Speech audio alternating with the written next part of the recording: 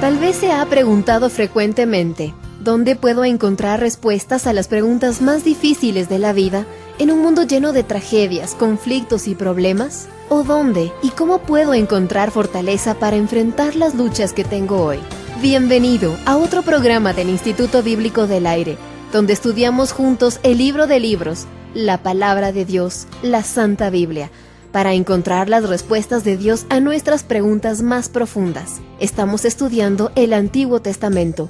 Tome su Biblia y unámonos a nuestro Maestro para la lección de hoy.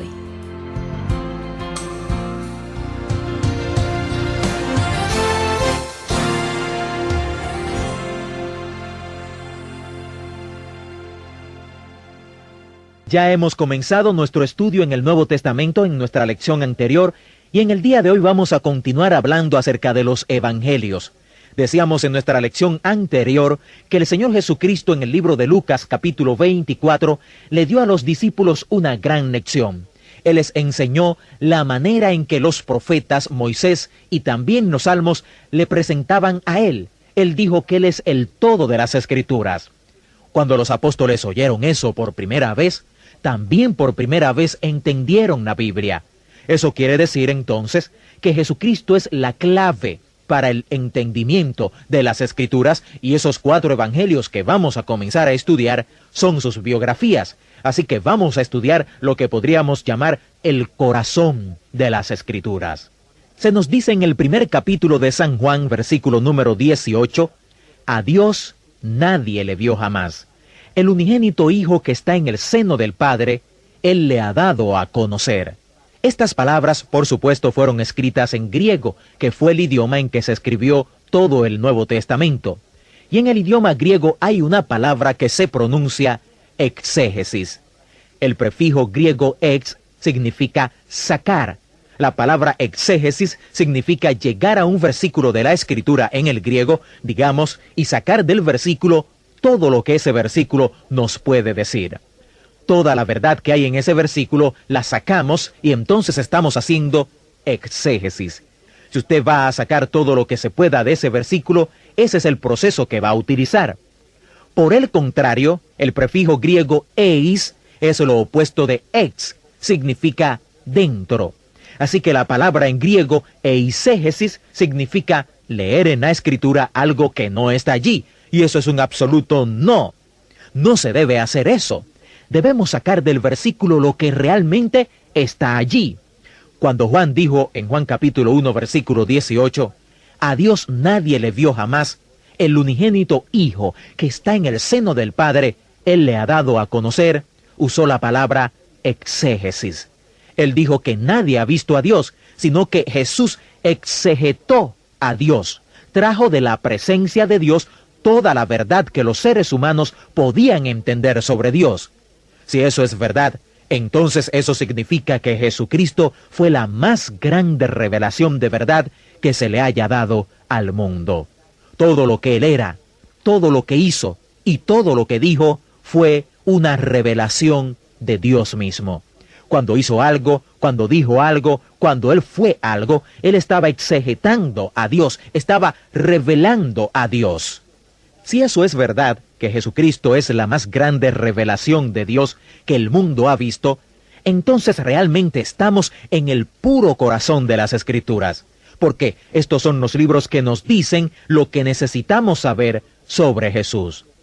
Hay otro versículo en el Evangelio de Juan, en el capítulo 1, versículo 1, donde Juan nos dice que en el principio era el Verbo, y el Verbo era con Dios, y el Verbo era Dios. Y luego en el versículo 14 nos dice que ese Verbo se hizo carne y habitó entre nosotros. Lo que él quiso decir al describir a Jesús de esta forma fue algo así. El Verbo, o la palabra, es el vehículo del pensamiento. Tengo un pensamiento en la mente y lo voy a pasar a la mente de usted.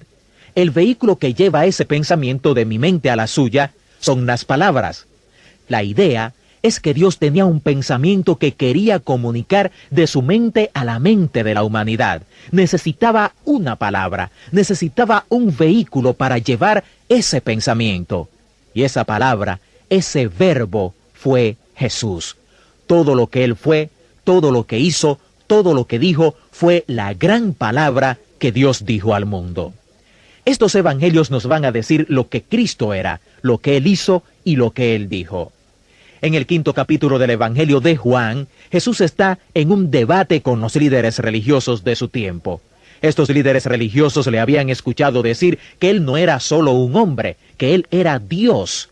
Esta era una afirmación extraordinaria y por supuesto ellos no le creyeron. Ellos pedían evidencias, ellos querían pruebas de que Él era quien decía ser. Él les dijo: si ustedes quisieran creer lo que digo, no les faltaría evidencia. Tienen los milagros que he realizado. Ellos deben decirles que no soy solo un hombre. Luego tienen a Moisés. Ustedes piensan que Moisés fue el mejor. Bueno, Moisés escribió sobre mí. Todo lo que escribió fue sobre mí. Ustedes pensaron que Juan el Bautista era un gran profeta, y él dijo que no era digno de desatar mis sandalias. Y cuando fui bautizado, allí estaba la palabra de mi Padre. Y nombró todas esas evidencias y les dijo: escudriñad las Escrituras, porque a vosotros os parece que en ellas tenéis la vida eterna. Aquí es donde nos dice algo sobre sí mismo en las Escrituras. Ellas son las que dan testimonio de mí, y no queréis venir a mí para que tengáis vida. Esto nos enseña que no se encuentra la vida eterna, según Jesús, siendo un experto en Biblia. Pero él dijo esto sobre las Escrituras: las Escrituras hablan de mí. Jesús continuamente le decía esto a la gente, y es cuando entendemos eso, cuando entendemos que la Escritura es todo sobre Él. Cuando entendemos eso, entonces apreciamos el hecho de que estamos en el corazón de la Escritura, porque vamos a estudiar los 4 evangelios que nos dicen todo sobre Jesús.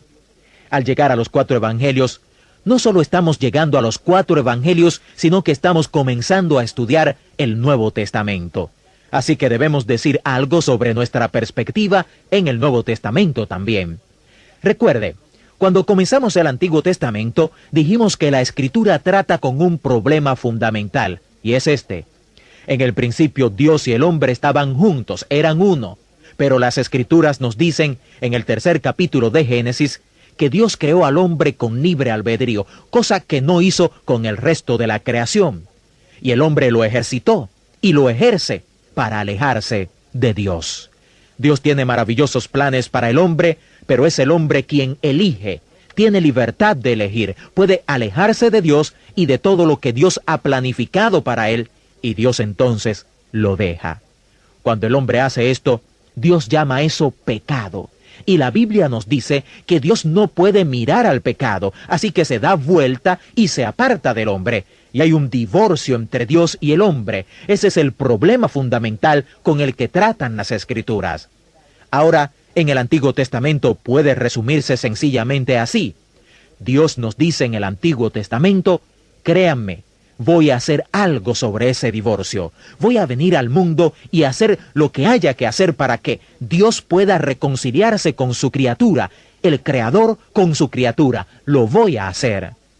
En el Antiguo Testamento, usted oye a personas como Job decir: si hubiese algo que me uniera a Dios, no entiendo a Dios, no entiendo por qué me deja sufrir. Tengo muchas preguntas, no lo entiendo. Desearía tener un intercesor entre Dios y entre mí.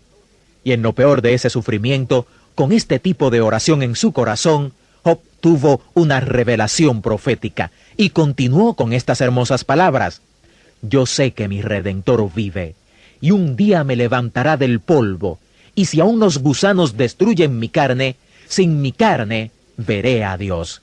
Él será Dios. Él será mi Redentor. Yo sé que Él vive ahora y un día estará en la tierra.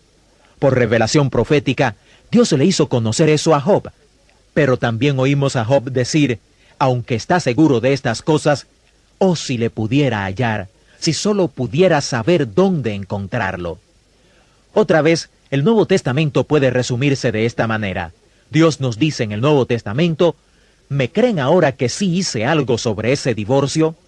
El Nuevo Testamento nos dice: Dios se hizo hombre, vino a este mundo, se hizo carne, y como el Dios hombre, muy Dios y muy hombre, murió en la cruz, y en su muerte en la cruz hizo posible que Dios se reconciliara con el hombre. Y el mensaje dado a toda la gente que cree en el Nuevo Testamento es este: vaya y dígale a todos las buenas nuevas. Dios se reconcilió con usted. Vuélvase y reconcíliese con Él. El apóstol Pablo dice que ese es el mensaje que se nos ha encomendado. Ese es el ministerio que tenemos. Es llamado las buenas nuevas. Los 4 evangelios, Mateo, Marcos, Lucas y Juan, son llamados evangelios porque la palabra evangelio significa buenas nuevas. Y las buenas nuevas son: he reconciliado ese divorcio. Créanme, es así. Por todo el Antiguo Testamento oímos decir a esos profetas y a personas como Job decir: yo sé que sucederá, creo que Dios lo va a hacer, solo deseo conocer a aquel que me va a reconciliar con Dios. Pero en el Nuevo Testamento ya no vamos a hablar en el futuro. Oiremos a gente como Andrés, el hermano de Simón Pedro, quien corrió a encontrar a su hermano Pedro para decirle: hemos encontrado al Mesías. Oirá usted a Jesús en el estanque de Samaria y a una mujer decir: yo sé que el Mesías vendrá y arreglará todas las cosas. Y oímos a Jesús decirle: yo soy el que habla contigo, yo soy el Mesías. Eso es el Antiguo Testamento y el Nuevo Testamento en una cáscara de nuez, en resumen. Y por eso es que los primeros 4 libros del Nuevo Testamento se llaman evangelios. Tienen las buenas nuevas de que Dios ha reconciliado el divorcio entre Él y su criatura. Al estudiar los 4 evangelios, pregúntese: ¿cuáles son las buenas nuevas? ¿Realmente las entiendo? ¿Las creo? Una vez más, es nuestro objetivo y nuestra oración que mientras estudiamos el Nuevo Testamento, si usted no se ha reconciliado con Dios, por medio de este estudio usted pueda experimentar esa reconciliación, esa paz con Dios. Y cuando usted esté reconciliado con Dios, entonces podrá estar reconciliado consigo mismo y con todos los demás.